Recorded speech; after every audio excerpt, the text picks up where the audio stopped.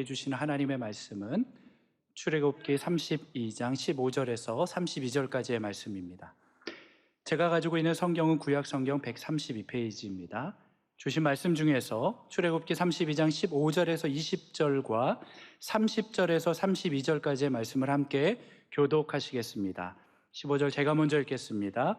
모세가 돌이켜 산에서 내려오는데 두 증거판이 그의 손에 있고 그 판의 양면 이쪽 저쪽에 글자가 있으니 그 판은 하나님이 만드신 것이요 글자는 하나님이 쓰셔서 판에 새기신 것이더라. 여호수아가 백성들의 요란한 소리를 듣고 모세에게 말하되 진중에서 싸우는 소리가 나나이다. 모세가 이르되 이는 승전가도 아니요 패하여 부르짖는 소리도 아니라 내가 듣기에는 노래하는 소리로다 하고 진에 가까이 이르러 그 송아지와 그 춤추는 것을 보고 크게 노하여 손에서 그 판들을 산 아래로 던져 깨뜨리니라. 모세가 가져다가 불살라 부수어 가루를 만들어 물에 뿌려 이스라엘 자손에게 마시게 하니라. 30절 제가 읽겠습니다. 이튿날 모세가 백성에게 이르되 너희가 큰 죄를 범하였도다. 내가 이제 여호와께로 올라가노니 혹 너희를 위하여 속죄가 될까 하노라 하고 모세가 여호와께로 다시 나아가 여짜오되 슬프도소이다. 이 백성이 자기들을 위하여 금신을 만들어 쌓아 큰 죄를 범하여 32절 함께 읽겠습니다. 그러나 이제 그들의 죄를 사하시옵소서. 그렇지 아니하시오면 원하건대 주께서 기록하신 책에서 내 이름을 지워버려 주옵소서. 아멘. 한 해의 마지막 종착역 12월 첫째 주일이 되었습니다. 누구든지 12월이 되면 자기를 돌아보고 자기를 반성합니다. 오늘 말씀을 통하여 우리 자신을 돌아보는 그런 시간 되기를 소망합니다. 오늘 말씀은 특별히 깊이 있는 신앙생활, 또 영적인 돌파구가 필요하다고 생각하는 분들, 또 주님을 전심으로 따르기를 원하는 분들을 위한 말씀이 되었으면 좋겠습니다. 제가 지금 부흥 시리즈를 시작하고 있는데, 부흥 시리즈, 회복을 넘어 부흥 시리즈를 하고 있는데, 마음속에 제가 기도하는 것은 뭐냐면, 하나님 아버지, 한국교회에 다시 한번 제4의 부흥이 일어나게 하옵소서. 제4의 부흥이 무슨 말이냐? 한국교회 제1의 부흥은 여러분 잘 아시는 대로 1907년도에 평양 대부흥이었습니다. 평양 대부흥, 놀라운 부흥 때문에 일제 일본 식민지 36년 동안의 그 엄혹한 시기를 지날 수가 있었습니다.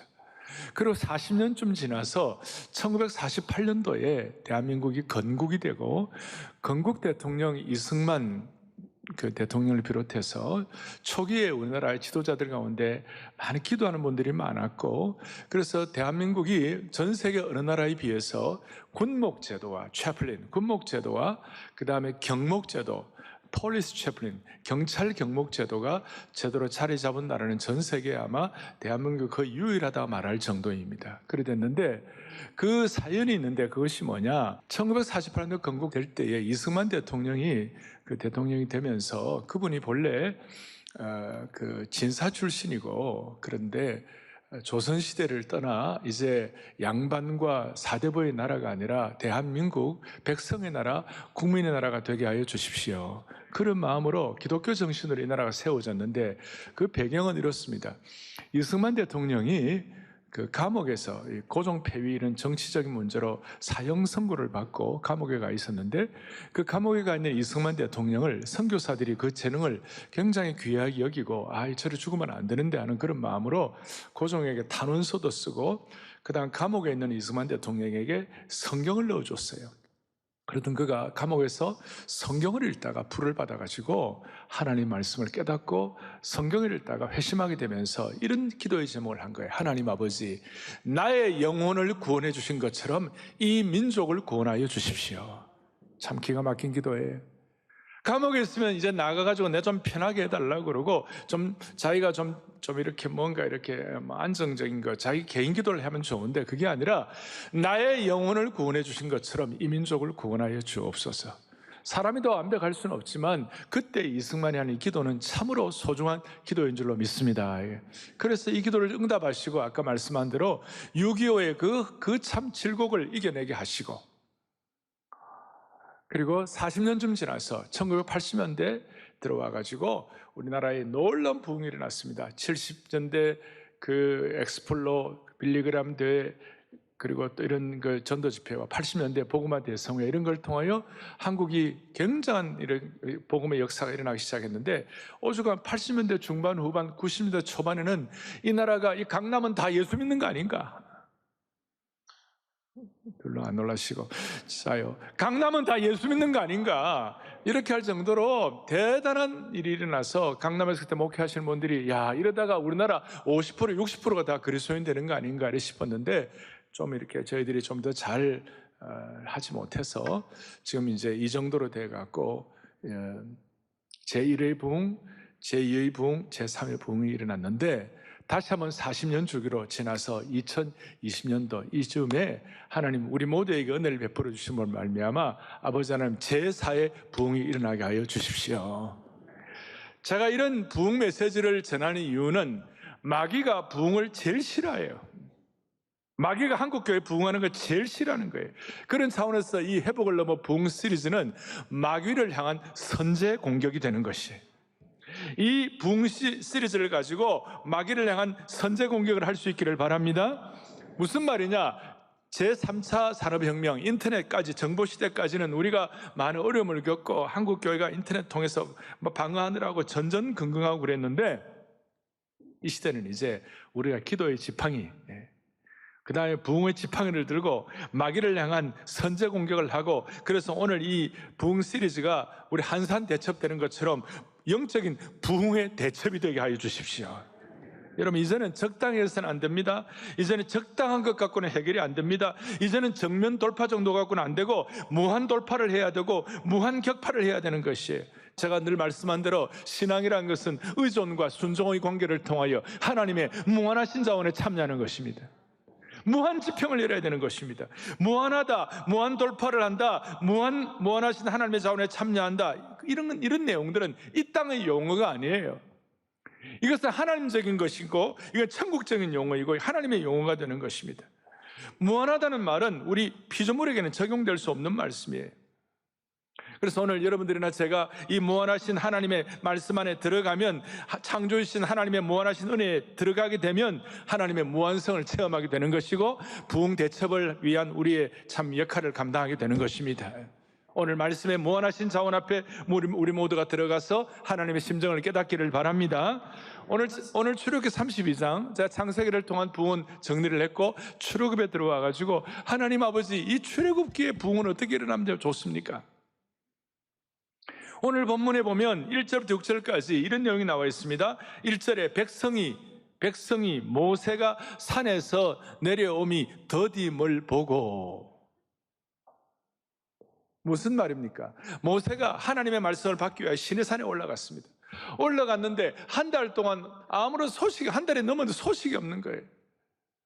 그래서 백성들 입장에서는 우리 지도자인 모세가 저리 올라갔는데 행방불명된 거 아닌가?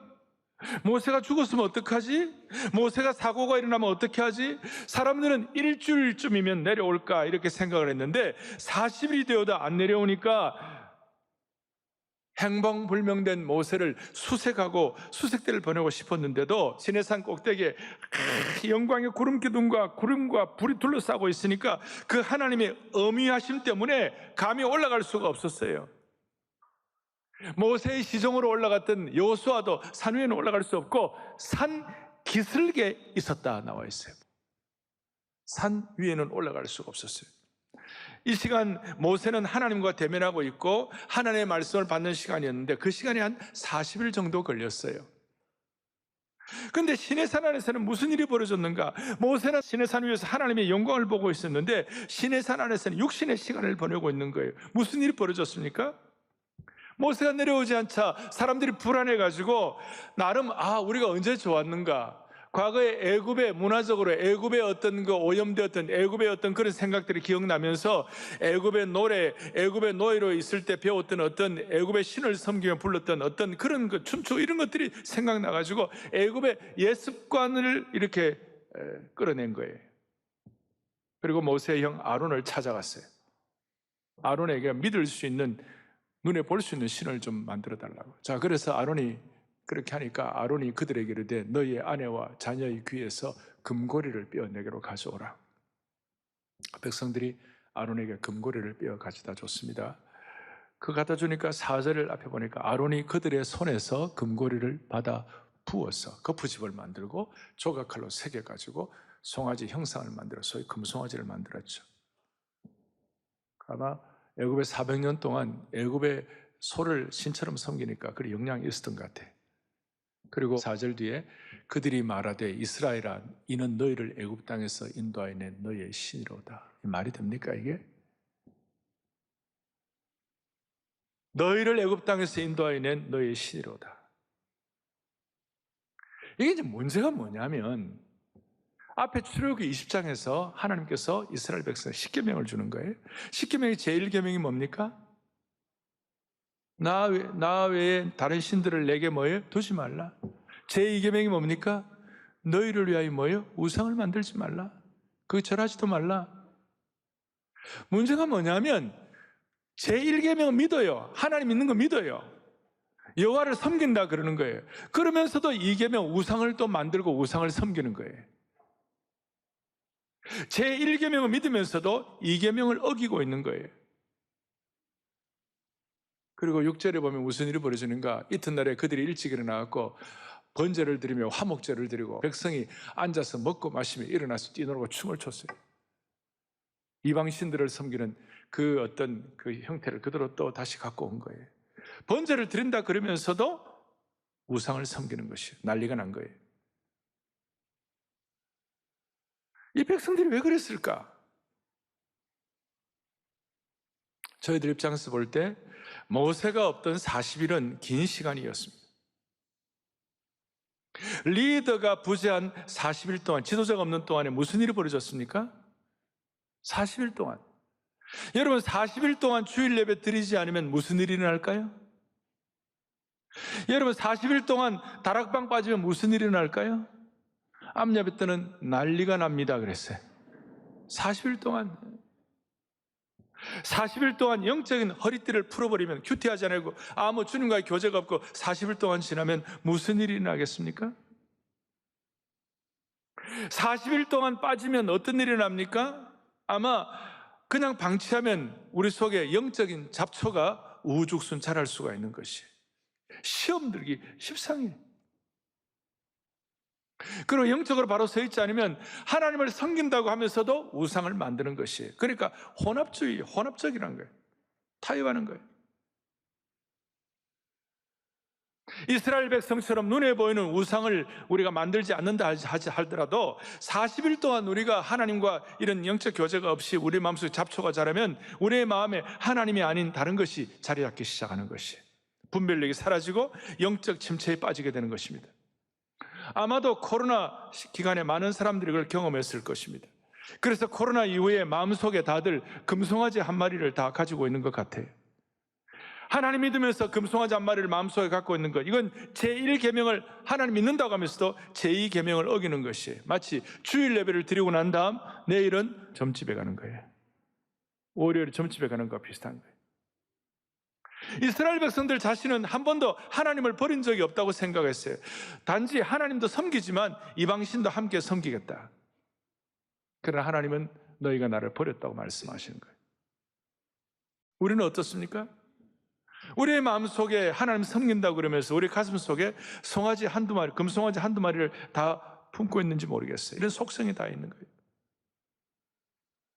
이것이 우리의 참된 부흥을 방해하는 것입니다. 그들이 금송아지를 섬기면서 하나님을 섬긴다고 하면서도 우상을 섬기는 증거가 뭐예요? 우리 속에 금송아지가 내 속에 있다는 증거가 뭡니까? 잘못된 사람들의 말에 부한해동하는 것입니다. 그리고 모세에 대해서 불신을 하는 것이고 믿지 못하는 것이고, 이스라엘 백성들은 부하내동하고 모세를 대신할 다른 리더를 찾으려고 했고, 심지어 아론조차도 분별력이 없어졌습니다. 나중에 모세가 내려와서 아론에게 야단을 치니까 아론이 뭐라고 그러냐면, 금부치를 불에 던졌더니 송아지가 나왔다. 이상한 소리야. 금부치를 불에 던졌더니 송아지가 나왔다. 사실 아론의 입장에서는 모세가 하나님과 40일 동안 만나는 그 중요한 순간에 산 아래서 아론의 입장이라면 적어도 토요 비전 새벽 예배라도 해야 되는 거 아니에요? 하나님 앞에서 모세가 그 말씀을 받는 순간에 밑에서는 모세를 도와줘야죠. 기도의 지팡이라도 들어야 되고 부스러기 은혜라도 받아야 되는데 기가 찬 일을 하는 거예요. 앞에 이 32장인데 17장에 보면 모세가 지팡이를 들고 산에 올라가니까 아론과 훌이 올라가가지고 같이 받쳐주면서 같이 중보기도하며 승리했잖아요. 그런 경험을 갖고 있는데 모세가 산에 올라가서 밑에서 같이 기도라도 해줘야 되는데 그냥 아론이 그냥 연약해져 버린 거예요. 정말 기가 차는 일이 벌어진 거예요. 이 아론의 잘못 때문에 하루아침에 뒤에 나오죠. 3,000명이 죽음을 당한 거예요. 산 위에서 모세와 대화를 놔둔 하나님께서 드디어 7절 8절에 여호와께서 모세에게 이르시되 너는 이제 내려가라. 너가 애굽 땅에서 인도하여낸 내 백성이 지금 부패하였고 지금 문제가 많도다. 8절에 내가 그들에게 명령한 길을 속히 떠나 자기를 위하여 금송아지 부어 만들고 그것을 예배하고 그것에게 제물을 드리고 말하기를 이스라엘아 이는 너희를 애굽 땅에서 인도하여낸 너희의 신이라. 그리고 9절 10절에 여호와께서도 모세에게 이르시되 내가 이 백성을 보니 목이 뻣뻣한 백성이로다. 10절 내가 하는 대로 그대로 돌아 내가 그들에게 진노하여 그들을 진멸하고 너를 큰 나라가 되게 하리라. 그래서 이렇게 하면서 모세가 두 증거판을 갖고 이제 산 위에서 내려오게 되는데 산 기슭에서 모세를 기다리던 여호수아가 모세를 만나서 이렇게 얘기합니다. 17절에 진중에서 싸우는 소리가 나옵니다. 여호수아는 백성들이 싸우는 줄 알았는데 가보니까 그게 아니에요. 19절에 보니까 진에 가까이 이르러 그 송아지와 그 춤추는 것들을 보고 크게 노하여 손에서 그 판들을 산 아래로 던져 깨뜨리니라. 그리고 20절에 모세가 그들이 만든 송아지를 가져다가 불살라 부수어 가루를 만들어 물에 뿌려 이스라엘 자손에게 마시게 하니라. 그리고 모세가 아론에게 도대체 이게 어떻게 된 거냐? 그러면서 추궁을 했더니 아론이 변명하기를 22절 이 백성의 악함을 당신이 알지 않습니까? 그러면서 백성을 탓하고 24절에 내가 그들에게 이르기를 제가 지금 절수 많이 부른다고 좋으시죠? 하나님 말씀 계속하는 거니까 내가 그들에게 이르기를 금이 있는 자는 빼내라 한즉 그들이 그것을 내게로 가져왔기로 내가 불에 던졌더니 이 송아지가 나왔나이다. 역시 아론은 말을 잘합니다. 이런 말도 안 되는 상황에서 거룩한 분노와 탄식을 가졌던 모세가 드디어 오늘 중요합니다. 26절에 누구든지 여호와의 편에 있는 자는 내게로 나오라. 오늘 12월 이 중요한 시간에 오늘 주님이 우리에게 한 해를 마무리하면서 한 해를 마무리하는 이 귀한 달에 우리의 마음속에 주님이 주신 음성이 있어야 되는 거예요. 누구든지 여호와의 편에 서는 자는 여호와께로 나오라. 나오라. 26절 뒷부분에 보니까 누가 나오느냐? 레위 자손이 다 모여 그에게로 가는지라. 모세에게로 레위 자손이 나아갔습니다. 그리고 모세는 레위 자손에게 너희는 칼을 들어서 이 끔찍한 일을 모의하고 적극적으로 가담한 사람들을 다 쳐 죽이라. 27절에. 그리고 28절에 보니까 레위족 속들이 백성들 가운데 3,000명 가량 죽임을 당하도록 죽여버렸습니다. 그리고 여호와의 편에 서서 헌신할 레위족 속에 대해서 모세가 29절에 오늘 여호와께 헌신하게 되었느니라. 너희들이 그가 오늘 너희에게 복을 내리시리라. 그 이후에 실제로 레위 지파 사람들은 제사장 가문이 되어가지고 재판하고 율법을 가르치고 예배를 집례하는 특별한 지위를 부여받았습니다. 자, 오늘 여기서 우리는 뭘 어떻게 해야 하나? 여기서 우리는 오늘 이제 송년 정말 12월 첫 주를 맞이하면서 우리의 마음속에 뭘 어떻게 해야 하나? 아니, 한국교회 제4부흥을 위하여 우리는 말씀 앞에서 어떻게 반응해야 할 것인가? 두 가지를 하겠습니다. 첫 번째, 아론을 통하여 깨닫는 것이 있고, 두 번째는 모세를 통하여 깨닫는 것이 있어요. 아론을 통하여 깨닫는 것이 뭐냐면 우리 속에 있는 아론의 연약함을 제거해야 하는 거죠. 아론이 백성들이 자기에게 우상을 만들자고 요구를 했을 때 단호하게 그걸 거절을 못했습니다. 그냥 그대로 받아들이고 타협했습니다. 귀걸이 등의 금 장신구를 가져오라 그래가지고 금송아지 신상을 만들었습니다. 백성들이 이것이 우리를 애굽에서 인도하여 낸 신이라고 말했을 때 한마디도 하지 못하고 말 한마디 못하고 부안해동 해버렸습니다. 한마디로 휘둘렸어요.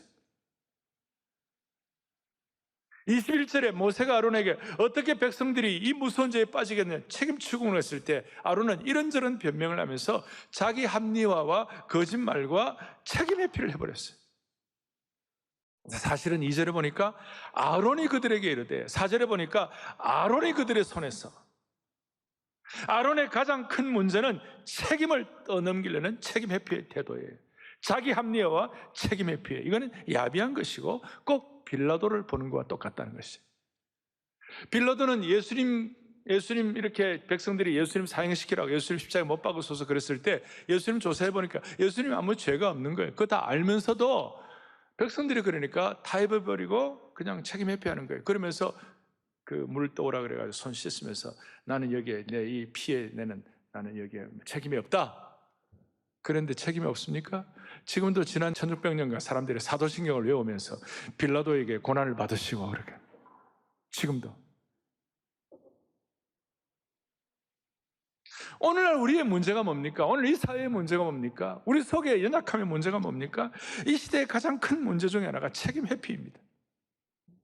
내가 언제 책임 회피했느냐 이런 질문을 할 수 있는데 이 책임 회피의 다른 표현이 뭐냐? 남 탓하는 것입니다.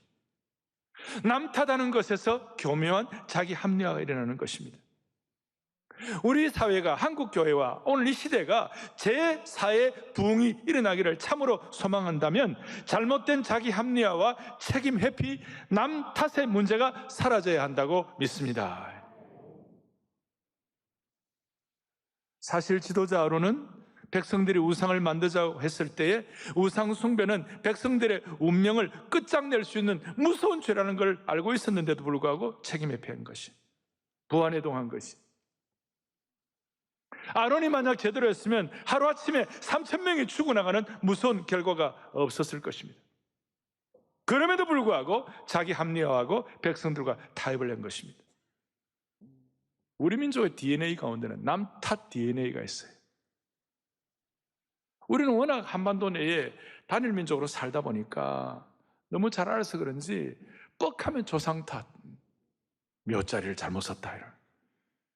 아내는 뻑하면 남편 탓, 남편은 뻑하면 아내 탓. 뻑하면이 뭔지는 모르겠지만 하여튼 뻑하면. 그리고 아이들은 머리가 나쁘면 우리 엄마 아빠가 머리가 안 좋아갖고 전부 남의 탓을 하는 거예요. 지금 한국 사회의 이 진영 논리는 남의 탓으로부터 나온 것입니다. 우리 안에 있는 안타까운 DNA가 되는 것입니다. 사랑하는 영적 가족 여러분, 영가족 여러분, 책임 회피는 우리에게 참된 부흥을 가져오지 못하게 하는 것입니다. 우리나라 사람들은 뻑하면 남 탓하면서 좌표 찍기 좋아하고 선동을 하고 분노를 쏟아내고 선동판을 만들어가지고 사회를 격렬하게 나누어 놓는 것입니다. 책임 회피, 희생양을 찾기 분주한 것입니다.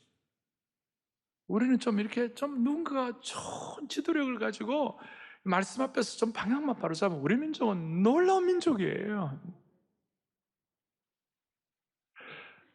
이건 우리뿐만 아니라 죄인들이 갖는 특성이에요. 아담이 범죄했을 때 제일 먼저 한 것이 뭐냐? 너 왜 이러냐 그러니까 하와 때문에 그렇다고 책임 전가했어요. 그런데 예수님, 제1의 아담은 그렇겠지만 제2의 아담인 예수 그리스도는, 둘째 아담이신 예수님은 다른 사람의 죄를 자신이 그냥 다 뒤집어 썼어요. 다른 사람의 죄를 자기 자신에게 전가하신 거예요. 책임 회피가 만연한 사회, 남 탓하고 좌표 찍기 좋아하는 사회 가운데 우리는 신앙 외에는 다른 길이 없다는 걸 믿으셔야 되는 것이에요. 남 탓하는 책임 전가의 DNA 대신에 다른 사람의 죄를 자신의 문제로 인식하고 해결하려는 영적 이 복음의 속죄의 DNA를 우리가 회복해야 하는 것입니다. 이런 남 탓이 아니라 자기의 문제로 알고 나가는 이 속죄의 은혜가 있어야 부흥이 일어나는 것이에요. 다니엘도 기도할 때마다, 다니엘은 잘못한 거 없었어요. 다니엘은 부정한 거 없었어요. 그런데도 불구하고 전혀 틈을 찾지 못할 정도로 완벽한 사람이었어요. 근데 다니엘은 늘 기도할 때, 주여 우리의 죄, 나의 죄, 우리의 죄를 용서해달라고, 우리가 범죄했다고 범죄한 자들과 자신을 동일시한 것이죠. 대한민국은 책임 전가하는 DNA를 해결하지 않고서는 부흥이 올 수가 없는 것입니다. 그러니까 우리 속에 있는 아론의 남 탓하는 연약함, 책임 회피하는 연약함, 혼합주의적 연약함을 주님이 극복시켜 주시기를 원하는 겁니다. 두 번째는 이 모세를 적용해야 되는데, 모세 프린시플이 있어요. 오늘 모세는 놀라운 일을 하고 있는 것입니다. 자, 10절에 보니까 하나님은 지금 모세에게 그런즉 내가 하는 대로 두라, 내가 그들에게 진노하여 그들을 다 진멸하고 너로 큰 나라가 되게 하리라. 그렇게 하면 웬만하면 하나님 정말 잘 보셨네요. 이것들 다 싹싹리하고 우리나라로 저로 하여금 저희 자손 우리 가족으로 하여금 새롭게 이 나라를 펼치는 것이 좋겠습니다. 이렇게 반응할 수 있을 텐데 모세는 하나님의 심정을 알았어요. 하나님이 이 백성을 다 멸하리라고 하지만 내가 정말 너무 아깝다. 이 백성 멸하면 안 된다. 이 백성 죽으면 이 백성 잘못되면 안 된다 하는 건 하나님의 본심을 겉으로 드러나는 것이 아니라 하나님의 본심을 모세가 알고 있었기 때문에 12절 주여 이 맹렬한 노를 그치시고 뜻을 돌이키사 주의 백성에게 이 화를 내리지 말아 주옵소서. 하나님의 그 안타까운 심정을, 하나님은 백성들 다 죽이는 것이 하나님의 목표가 아니에요. 백성들 다 멸하는 것이 하나님의 목표가 아니에요. 백성들이 다시 돌아오는 것이 하나님의 목표인 것이에요. 이 12월 이 한해 종착역 마지막 달에 우리의 연약하고 부족한 것이 있으면 그냥 나가 떨어지지 말고 주님 앞에 다시 돌아오는 것이 중요한 것이에요. 자, 심지어 모세가 하나님의 심정을 깨닫고 무슨 얘기까지 했느냐? 오늘 32절 요절 같은 말씀입니다. 뭐라고 되어 있습니까? 그러나 이제 그들의 죄를 사하여 달라고요. 그렇지 아니하시면 원하건대 주께서 거룩하신 책에서 내 이름을 지워버려 주옵소서. 아니, 이런 기가 막힌 기도를 하는 거예요. 생명책에서 제 이름을 제거하더라도 이 백성을 살려주옵소서. 민족의 문제를 앞에 놓고 책임 회피가 아니라 민족을 향한 속죄의 제물이 되겠다. 아론을 통하여 우리의 연약함을 극복해야 한다면 특별히 모세를 통하여 우리가 뭘 깨달아야 하는, 모세처럼 속죄의 제물이 되게 하여 주십시오. 속죄의 제물. 특히 오늘 주목할 것은 30절에 이튿날 모세가 백성에게 이르되 너희가 큰 죄를 범하였도다. 내가 이제 여호와께로 올라가노니 혹 너희를 위하여 속죄가 될까 하노라 하고, 여기에 모세가 속죄가 되겠다는 이 말의 본뜻은 뭔가 하면 모세가 제물이 되겠다 그 말이에요. 이스라엘 백성들이 제물이 될 때는 양과 소의 피를 흘리는 것입니다. 양과 소의 각을 뜨는 것입니다. 뼈를 발라내는 것입니다. 피를 흘리는 것입니다. 그런 것처럼 주님, 내 몸을, 내 뼈를, 내 자신의 삶에 각을 뜨고 내 몸에 피를 흘려가지고 주님, 내가 속죄물이 되겠사오니 이 민족을 불쌍히 여겨 주십시오. 자기를 죽이는 것이었습니다. 저를 백성을 위한 피의 제물로 바치오니 주님 받아달라는 것입니다. 그래서 이것 때문에 성경 전체를 보면 모세를 예수님의 모형 중에 한 분이라고 말하는 것이에요. 속죄물이 되게 하여 주십시오. 자신을 드리겠다는 모세를 보시고 하나님께서는 감동받으셨습니다. 제 자신을 드립니다. 기꺼이 제 이름을 생명책에서 제거된다 할지라도 그들의 죄를 사하여 주옵소서. 이걸 나중에 바울도 동일하게 깨닫고 로마서 9장에 보면 바울이 뭐라고 얘기하느냐, 나의 형제 곧 골육의 친척을 위하여 그들이 구원받는 일이 된다면 내 자신이 저주를 받아 그리스도에게서 끊어질지라도 원하는 바로라. 오늘 모세가 말한 내가 속죄물이 되겠다는 그 생각과 있다 있는 것입니다. 남 탓하는, 책임에 피하는 이 질풍노도의 시대 앞에, 좌표 찍는 시대 앞에 우리도 한 번쯤은 모세처럼 남 탓하는 것이 아니라 나를 피해 제물로 바치겠다는 영적인 결단과 일사각오의 정신을 우리 한번 회복시켜 주시기를 원하는 것이에요. 목사님, 나는 내 한 몸 가는 것도 힘들고, 목사님, 나는 내 한 가족 제대로 어가는 것도 힘든데 무슨 피해 제물입니까? 그렇게 하지 마시고 한 번쯤은 순전하게, 하나님, 나는 부족하지만 이 민족이 하나 되고 부흥이 일어나는 것이라면 주님, 나는 이 민족을 위하여 민족의 제물되게 하시고 나를, 하나님 아버지, 나를 받아주시고 나를 일사각오의 마음을 가지고 주님 앞에 나아가오니 주님, 나를 붙잡아 주십시오. 그래서 우리는 토비스에 나와가지고 기도의 지팡이를 들고 산상기도회를 하는 것입니다. 사랑하는 형제자매 여러분, 그렇습니다. 우리의 죄의 문제가 십자가의 죽음으로만 해결되었던 것처럼 우리 사회에 치유 불가능한 것처럼 보이는 남 탓하는 이것은 피해 복음으로만 해결할 수 있다는 것을 믿으셔야 하는 것입니다. 우리의 갈등, 사회의 갈등은 점점 심화되고 있습니다. 진영 논리와 이념 갈등의 깊은 골은 이제는 성별을, 이제는 세대, 이제는 빈부까지도 다 갈등의 기름을 붓고 있는 것입니다. 빈부차, 성별. 그리고 마귀는 너무나 교묘해가지고 내가 지금 마귀의 손에 쓰임받고 있구나라는 것도 모르는 사람들을 통하여, 그 모든 사람들을 통하여 이 세상에 갈등과 불평과 불만이 넘쳐나도록 오늘도 반기독교적인 매스미디어와 무신론적인 문화의 고삐를 틀어지고 사회의 이 문제들을 증폭시켜가지고 사람들을 이간질하고 갈등을 확산시키기 위하여 마귀가 지금 기를 쓰고 있는 것이에요. 그래서 대한민국 사회의 이 깊은 갈등은 웬만한 상식적인 접근으로는 결코 해결이 안 되는 것입니다. 사람들마다 여러 해법을 말하고 여러 근원적인 여러 가지 얘기를 하지만 진짜 문제 해결책은 내놓지 못하고 있는 것입니다. 우리 사회에 고착된 이 갈등의 문제를 해결하는 길은 우리 기독교인의 순교적이며 결사적인 자기 희생과 속죄의 제물이 되겠다는 여기서만 해결될 수 있다고 믿으셔야 되는 것이에요.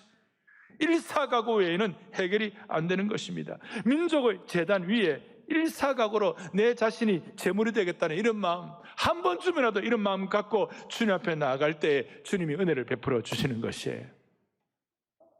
이런 간절한 마음을 하나님께서는 아시고, 그래 모세, 네 마음 받는다. 그러나 속죄는 너가 안 된다.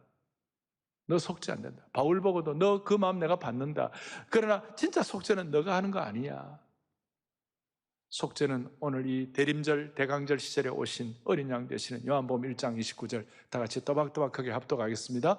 이튿날 요한이 예수께서 자기에게 나오심을 보고 이르되 보라, 세상 죄를 지고 가는 하나님의 어린 양이로다. 아멘.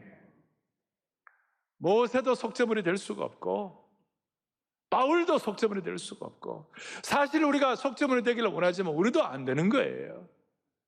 그렇지만 이런 마음을 가질 때에 어린 양 되신 예수 그리스도, 이 땅에 대강절에 이 땅에 오신 이 예수 그리스도, 그분의 어린 양의 피를 통해서만 이 문제가 해결될 수 있는 것입니다. 이런 마음 가지고 주님 앞에 주여, 우리 가정의 문제, 우리 가정의 상처, 우리 사회의 이 수많은 갈등의 이 진영 논리가 주님 보혈의 능력으로 해결되게 도와주십시오. 진심으로 마음에 소원을 하는 것이에요. 시편 99편 6절에 보면 거기 이런 말씀이 있습니다. 그의 제사장들 중에는 모세와 아론이 있고, 아론이 멍청하게 굴었습니다. 그런데 99장 8절에 뭐라고 나와 있는가? 같이 보겠습니다. 여호와 우리 하나님이여, 주께서는 그들에게 응답하셨고 그들의 행한 대로 갚기는 하셨으나 그들을 용서하신 하나님이시니이다. 그들의 행한 대로 3,000명이 죽었습니다. 아론의 잘못으로 문제가 있었습니다. 그러나 우리 위대하시고 영광스러운 하나님께서는 그들을 용서하신 하나님이신 거예요. 오늘 이 마음의 소원을 가지고 우리가 어느 편에 서 있는지, 우리가 지금 누구 편에 서 있는지, 아론의 나약함과 연약함과 책임의 피 정리하고 모세처럼 주님 이 민족을 향한 속죄물이 되게 하여 주십시오.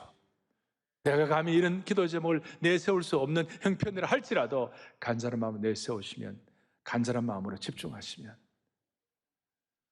어린 양의 피의 역사가 우리 가운데 나타나게 될 것입니다. 오늘 이 자리에 계시는 사랑의 교회에 속한 여러 공직자들, 고위 공직자들, 사랑의 교회 많은 전문인들, 사회 지도자들, 또 우리 가정을 억가하는 우리 부모님들, 자녀들, 우리 다 함께 이 연말에 다시 한번 이 민족을 향한 피의 속죄물이 되기를 원하는 소원을 주셔서 피의 속죄물이 되겠다는 그런 공직자 되게 하시고, 그런 일터의 일꾼 되게 하시고, 그런 가정의 참 남편과 아내가 되게 하시고, 공부하는 자녀들 되게 해주셔서 반드시 한국교회 40년 주기로 다시 한번 제4의 부흥을 허락해 주시기를 소망합니다. 소망합니다. 찬송가 주 달려 죽은 십자가 우리가 생각할 때에 세상에 붙은 욕심을 헛된 줄 알고 버리네. 4절에 보면 온 세상 만물 가져도 주 은혜 못다 갚겠네. 그 다음에 가사가 놀라운 사랑받은 나 몸으로 재물 삼겠네. 주여, 모세처럼 시대 앞에 피의 속죄물이 되기를 원합니다. 그런 마음의 소원을 가질 때에 우리 속에 있는 잘못된 DNA들이 치유되고 정리되고 시대 앞에 쓰임받도록 만들어 주실 것입니다. 온 세상 만물 들여도 주 은혜 못다 갚겠네. 온 세상 만물 가서도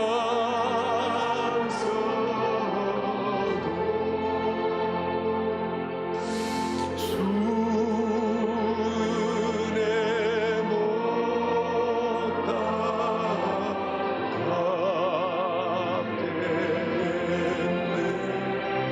놀라운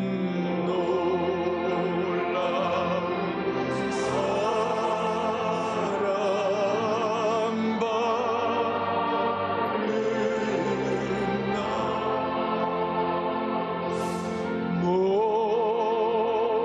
몸으로 재물 삼. 두 손을 주님 앞에 펼치시고 놀라운 사랑, 놀라운 사랑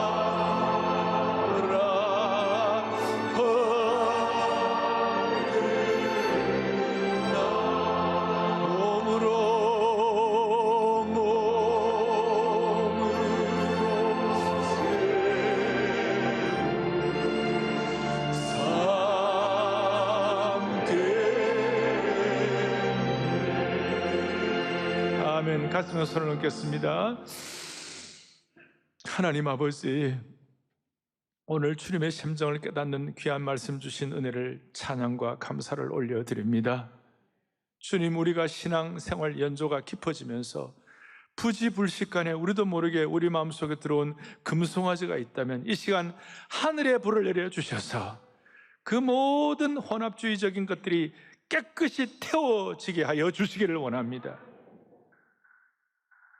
아론처럼 자기 합리화하고 남 탓하고 책임에 피하는 이 모든 나약한 그리스도인의 자세가 해결되게 도와주시옵시고, 모세처럼 새로운 영적 원리를 가지고 목자의 심정을 가지고 내가 이 시대의 속죄물이 되겠다는 그런 간절한 마음으로 예수님의 피의 속죄물을 깨달은 그런 은혜를 깨달은 하나님의 백성으로 부흥의 전사들이 되게 하여 주시옵소서. 그리하여 다시 한번 한국교회의 제4의 부흥을 허락하여 주옵소서. 우리 주 예수 그리스도를 받들어 간절히 기도 올리옵나이다.